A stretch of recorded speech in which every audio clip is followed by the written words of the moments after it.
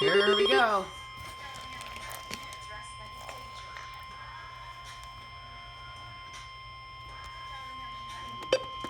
Here is a flood statement. Flash flood watch in effect through Thursday morning.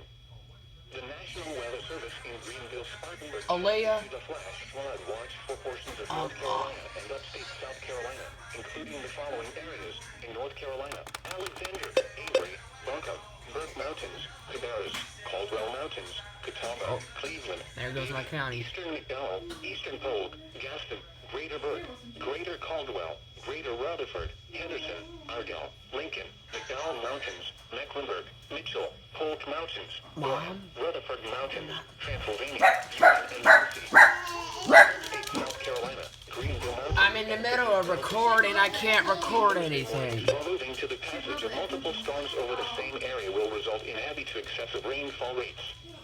The rainfall is expected to result in flash flooding along small creeks and streams. Average of the showers and storms are forecast to increase across the eastern slopes to the adjacent North Carolina's foothills this evening and remain overnight.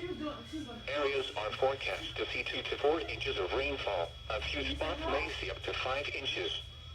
A flash flood watch means that conditions may develop that lead to flash flooding. Flash flooding is a very dangerous situation. You should monitor later forecasts and be prepared to take action should flash flood warnings be issued.